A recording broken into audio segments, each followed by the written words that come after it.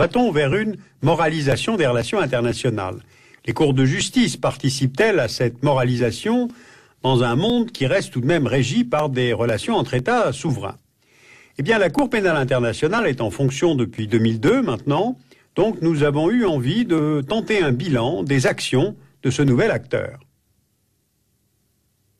À la différence des tribunaux pour le Rwanda ou la Yougoslavie, qui sont des organes des Nations Unies, la Cour est le résultat d'un traité entre États signé à Rome en 1998. Sa fonction n'est pas de résoudre les litiges interétatiques, comme le fait la Cour de justice à La Haye, mais de poursuivre des hommes ou des femmes suspectés d'avoir contribué à un génocide ou d'être les auteurs de crimes de guerre ou de crimes contre l'humanité, à savoir très concrètement torture, viol, esclavage sexuel, réduction en esclavage, déportation, disparition forcée, meurtre, et bien sûr, la liste pourrait encore être longue. Donc, cette Cour pénale internationale pourrait-elle poursuivre au choix Li Peng pour le massacre des étudiants à Tiananmen, Hissène Habré pour les crimes au Tchad, Kim Jong-il en Corée du Nord, Oussama Ben Laden pour les attentats de 2001, Poutine pour les assassinats en Tchétchénie, Rumsfeld pour la prison d'Abu Ghraib en Irak, ou bien encore les responsables des attaques contre les civils, quels qu'ils soient, en Afghanistan. Eh bien, pour répondre, voyons concrètement comment cela marche. La Cour a son siège aux Pays-Bas, son budget est de 100 millions de dollars pour 2009, voté par les États ayant ratifié le traité. La Cour ne peut juger que les crimes commis après son entrée en fonction, c'est-à-dire 2002, quand ils ne sont pas déjà jugés au niveau national. Et ensuite, le champ de cette Cour ne concerne que les États ayant reconnu sa compétence ou ratifié son statut. Donc on voit sur ce planisphère, fin 2009, les 110 États partis. À partir de cette carte, on peut faire plusieurs constats. Tous les pays de l'Union européenne et presque toute l'Amérique latine ont ratifié le statut de Rome. Quasiment la moitié des États africains, mais pas la Birmanie, la Corée du Nord, la Syrie, la Libye, le Soudan, ce qui ne surprend pas non plus la Chine, l'Inde, la Russie, Israël, aucun État arabe, sauf la Jordanie, et plus surprenant encore, les États-Unis. Donc 110 États sur 192, c'est bien, et en même temps on voit que le champ d'action de la CPI est limité, puisque ne sont condamnables que des ressortissants d'États ayant reconnu la compétence de la Cour. Or, des États très influents dans les relations internationales n'ont pas reconnu cette compétence. Alors si on tente un premier bilan, que voit-on? En près de 7 ans de travail, la Cour a ouvert 4 enquêtes. En Ouganda, dans le cadre du conflit entre les troupes gouvernementales et l'armée de résistance du Seigneur, dans le nord du pays. En République démocratique du Congo, pour crimes de guerre et crimes contre l'humanité, commis dans la province de l'Ituri, à l'est du pays. Aujourd'hui, 4 commandants de mouvements armés sont accusés, entre autres de conscription d'enfants de moins de 15 ans. En République centrafricaine, un ancien vice-président du Congo démocratique, Jean-Pierre Bemba, qui est devenu chef de milice, a été arrêté et accusé de crimes graves commis lors d'attaques de ses troupes en Centrafrique, en 2002 et 2003. Et puis aussi au Soudan pour les crimes commis au Darfour. Arrêtons-nous un instant sur ce dernier cas. Le Darfour est une immense région au sud-ouest du Soudan. Le gouvernement de Khartoum, depuis 2003, utilise des milices nomades, qu'on appelle Janjaweed, pour s'opposer au mouvement rebelle soudanais et pratiquer une politique de terreur contre les civils, ce qui a provoqué des déplacements massifs de population vers des camps au Soudan et au Tchad. 4 mandats ont été lancés contre 2 chefs de guerre et 2 membres du gouvernement soudanais. L'un est le commandant d'un groupe rebelle, Abu Garda, accusé d'attaque contre les troupes de maintien de la paix. L'autre est le président soudanais lui-même, al-Bashir, accusé d'être responsable ou co-responsable de crimes de guerre et de crimes contre l'humanité.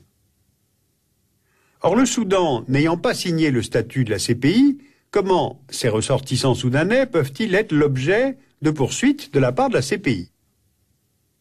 Eh bien parce que le Conseil de sécurité des Nations Unies peut déférer à cette Cour une situation particulière, s'il y a menace à la sécurité internationale, même si l'État concerné n'a pas ratifié le statut de la Cour. Eh bien, ce cas de figure est exceptionnel parce qu'il nécessite l'accord des membres du Conseil de sécurité. Or, les États-Unis, la Chine et la Russie y détiennent un droit de veto et sont contre une Cour pénale qui s'impose aux États non consentants. Eh bien, pourtant, ils n'ont pas mis leur veto à ce que la Cour enquête sur les crimes commis au Darfour en 2005. Eh bien, pourquoi ?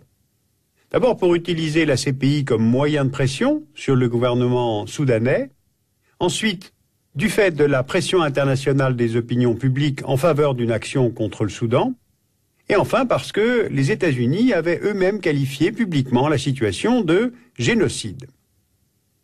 Alors, avec le cas du Darfour, la Cour a donc dépassé ses limites initiales. Elle a traité une affaire mettant en cause un État n'ayant pas reconnu sa compétence. Deuxième élément de notre bilan, 4 enquêtes ouvertes en 7 ans, c'est-à-dire depuis la mise en œuvre, c'est tout de même très peu.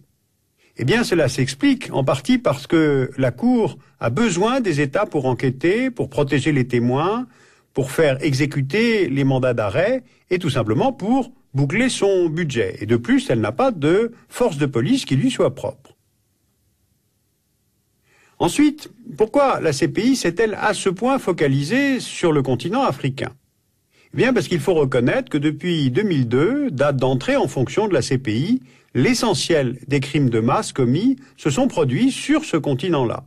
Et ce sont d'ailleurs les gouvernements ougandais, congolais et centrafricains qui ont eux-mêmes saisi la Cour, reconnaissant qu'ils n'avaient pas la capacité de juger les responsables par eux-mêmes. En 2009, le procureur de la CPI examine d'autres affaires, à savoir en Guinée, pour des meurtres de civils et violences commis en septembre 2009 au cours de la répression de manifestations contre le chef de la junte, Moussa Dadis Camara. Au Kenya, à propos des violences post-électorales qui ont été commises début 2008, mais aussi hors de l'Afrique, comme en Géorgie, pour les attaques présumées contre des civils, commises lors du conflit avec la Russie en août 2008. Le procureur examine aussi les réseaux de soutien des rebelles des FARC, en Colombie, mais aussi hors de la Colombie. En Afghanistan, il examine aussi des accusations portant sur des crimes de guerre commis par des soldats de l'OTAN et par des rebelles talibans. Et puis enfin, il examine si la Cour est compétente pour juger des crimes de guerre commis au cours de l'opération militaire israélienne dans la bande de Gaza en 2008. L'État d'Israël étant non signataire, on s'en souvient. Eh bien, tout ceci pour faire apparaître comme il est difficile d'agir pour la CPI dans ce contexte finalement habituel des relations internationales. Ces difficultés apparaissaient déjà en germe dans sa gestation, car le statut de Rome qui donne naissance à la CPI a été un compromis entre deux tendances. D'un côté, les partisans d'une cour indépendante, capable de se saisir de tous les crimes, où qu'ils surviennent. On peut placer de ce côté les États pilotes, comme les membres de l'Union européenne, l'Allemagne étant particulièrement active, poussée par un réseau très actif d'organisation des droits de l'homme. De l'autre, les partisans du respect total de la souveraineté des États et d'une cour pénale minimaliste, parmi lesquels la Russie, la Chine, l'Inde et les États-Unis. Alors pourquoi cette hostilité des États-Unis alors qu'ils avaient activement soutenu les tribunaux pénaux en ex-Yougoslavie et au Rwanda? Eh bien parce que les États-Unis sont une grande puissance qui participe à de nombreuses actions à l'étranger. On repère sur cette carte les pays dans lesquels les forces militaires ou de police américaines participent à des forces multinationales. Donc, dans la mesure où la Constitution américaine garantit elle-même la protection de ses citoyens, pas question pour Washington de laisser une cour internationale les juger. Alors non seulement les États-Unis ont refusé de ratifier le statut de Rome, mais le département d'État américain a pris langue avec plus de 180 pays, soit presque tous les pays dans le monde, en vue de nouer des accords d'immunité.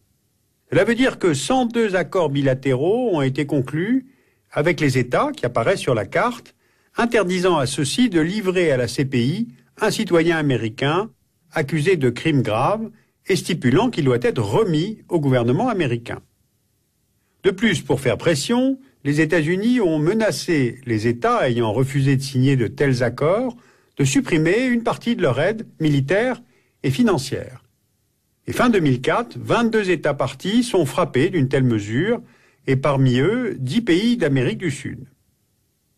En 2005, le Mexique, 100e État à adhérer à la CPI, et ayant refusé de signer cet accord bilatéral d'impunité, aura été privé de 3,5 millions de dollars qui devaient être destinés à des actions contre le terrorisme et contre le narcotrafic.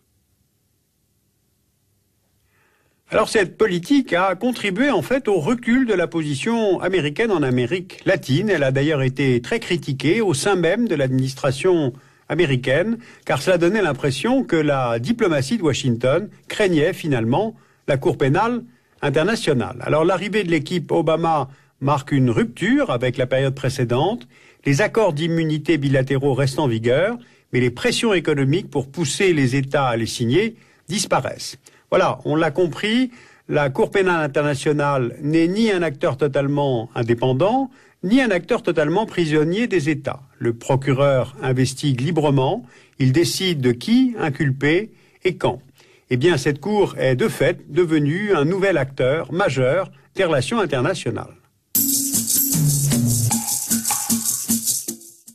Alors, vous pouvez consulter le site officiel de la CPI qui nous a aidé à établir ce bilan. Et puis, je vous conseille de regarder aussi celui du International Crisis Group qui fait le lien justement entre paix et justice internationale.